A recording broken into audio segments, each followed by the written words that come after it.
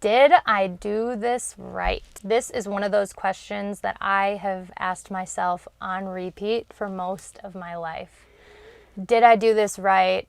Am I doing this right? Is this the right way? Did I accomplish this? Like it goes on and on. And I really started to notice this more recently because I don't believe that I have this belief anymore. I really do not believe that I have this question, but I used to. And so when I'm around people that do still have this belief, I can hear it, and I can hear it in myself, and I can hear and feel the way that that felt.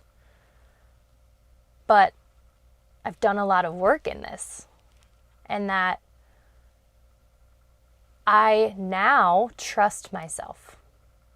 But when I first started my journey, and really I believe my journey started when I started practicing self-love. I think that shifted everything for me because I started to hear the voice in my head get a little bit louder. I started to trust my emotions. I started to trust my feelings. I started to trust what was coming through. I started to trust the conversations that we had or things that were coming up that felt like they were coming out of nowhere. I really started to believe that they were there intentionally and purposely. But before that, I didn't have any trust in myself. And I believe that this came from growing up. I shared a bedroom with my sister. And I loved my sister. I still love my sister. She was just someone that I looked up to in every way. But I was so codependent on her because I had never really even spent time alone. I didn't really sleep alone. We pretty much snuggled every night. We scratch her back. Like we had so much time together that I was always looking for someone outside of me to tell me that I was okay, because that's just what I grew up with and that's just what I knew. And it really made me question myself in every way. I never believed in school that I was smart enough because I didn't know if I was doing things right, because I didn't even have any relationship with myself enough to know what right was for me. So I was just willing to trust anybody else with any decision because I trusted their decision more than I trusted my own decision. And as I have continued in my own spiritual path, I have really learned that we can't mess this up. It is such a relief to know that, but we can't mess this up. Everything that's happening is happening for you to learn, and it gets to be that simple. Of course, we still have to make money, we still have to live our lives and do all these other things, but at the core, you have everything that you need, and you know what's right and wrong for you. And for me, I didn't know what was right and wrong. And now that I do, I realize the level of trust that was missing from my life. When I first got introduced to a more spiritual practice, or as you've probably heard me say, like new age methods, I had a lot of doubt.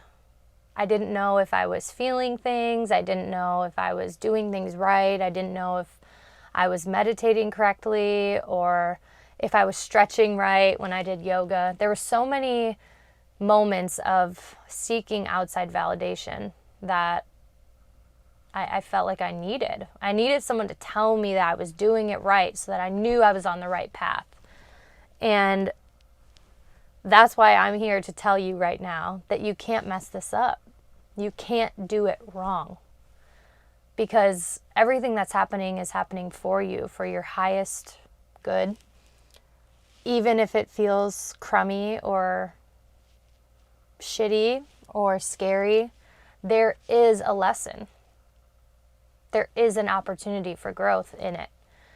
Just like always, let's walk through the steps, and we'll start with 1. What was that? That was just the question of, did I do this right? That question represents needing validation for me. Step 3 is, where did that come from? For me, that came from being surrounded by people growing up. I don't feel like I ever had enough time or moments of focused time for me. So much so that I was afraid of being alone, So I think this doing it right, this needing validation just came from not trusting myself, not knowing myself enough to even make the right decision. And 3B, is it yours? It's partially mine.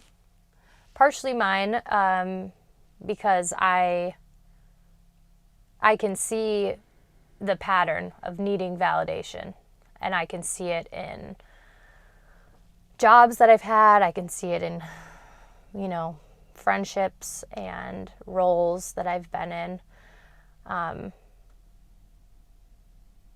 But I also believe that I needed more validation as a child, and I think that's just the core of it, and there's nothing that anyone did wrong, or I needed more.